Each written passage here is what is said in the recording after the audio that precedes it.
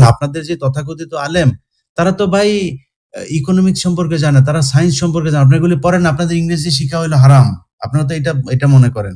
এই যে আপনি এই কথাগুলোর সাথে আমি একটু একেবারে ভদ্রভাবে দ্বিমত পোষণ করতেছি ভাই। মানে এটা হলো, আমি বলি আপনারে, আপনি ইকোনমিক্স এর কথা বলতেছেন, আমি কোন ইকোনমি পড়বো? আমি ইসলামী শরিয়া ইকোনমি পড়বো, আমি জাকাত ভিত্তিক অর্থনীতির কথা পড়বো। তো আমাদের যে পড়াশোনা, আমি বলি ভাই, এই তর্ক গেলে আবার অনেক লম্বা হয়ে যাবে, ওই তর্কে যায় না। এই জন্য পরিশেষে বলতে চাই, সাংবাদিক ইলিয়াস হোসেনকে, রফিকুল ইসলাম মাদানিকে প্রশ্ন করে মনে করিও না তুমি অনেক বড় মাপের ব্যক্তিত্ব হয়ে গিয়েছো। কওমি মাদ্রাসাতে এরকম অহরহ আলেম আছে যারা অর্থনীতির উপর এমনভাবে বিশেষজ্ঞ, দেশ পরিচালনা করার মতো যোগ্যতা রাখে। আর মিয়া, কওমি মাদ্রাসা তো একটা সাবজেক্টই আছে, ইফতা বিভাগের ভিতরে অর্থনৈতিক বিষয়ে একটা সাবজেক্টই আছে, আলাদাভাবে পড়ানো হয়। তুমি তো জানোই না, না জেনে কওমি মাদ্রাসা নিয়ে কথা বলতে আসবা না। কওমি মাদ্রাসার ইতিহাস জানো?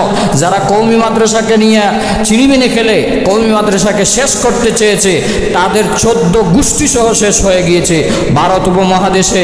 এমনকি ইংরেজ খেদাও আন্দোলন সহ বাংলাদেশের যারাই চেয়েছে কওমি মাদ্রাসাকে শেষ করার জন্যে, তাদের 14 গোষ্ঠী সহ শেষ হয়ে গিয়েছে।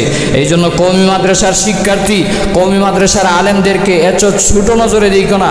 তারা সর্বদিকে পারদর্শী, যে কোনো দিকে দিবা সেই দিকেই তারা পারদর্শী। তারা কি মনে করেছো যে দেশ পরিচালনার জন্য অযোগ্য? আর তুমি মিয়া যোগ্য।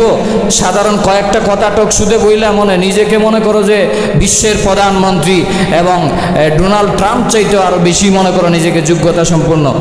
আর কওমি মাদ্রাসার এক একজন ছাত্র যারা নাকি একদম মাস্টার্স কমপ্লিট করে, তাকাসসুস ফিল ইফতা, তাকাসসুস ফিল তাফসির এবং অনেক দেশের পড়ালেখা শেষ করে যারা বাহিরে চলে গিয়েছে, তারা এক একজন এমন বুলেট যারা এক একটা দেশ নয় কয়েকটা দেশ তারা পরিচালনা করতে পারবে।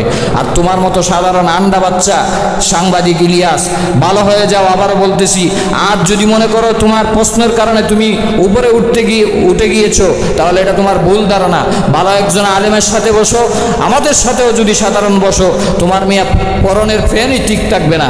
এই জন্য পরিষ্কার ভাষায় বলতে চাই, অর্থনৈতিক বিষয়ে কওমি মাদ্রাসার ছাত্ররা দুর্বল নয়, বরঞ্চ তোমরা আন্ডা বাচ্চারা যারা আল্লাহর জমিনে আল্লাহর দিন কায়েম করতে চাও না, তারাই একমাত্র হলো আন্ডা বাচ্চা, এবং তারাই অর্থনৈতিক বিষয়ে অন্ধ এবং মূর্খ, তারাই সবচাইতে নাজেহাল। যে তোমাদের হাতে যদি দেশকে দেওয়া হয়, এই জাতি অতীতেও শান্তি পায় নাই, ভবিষ্যতেও শান্তি পাবে না।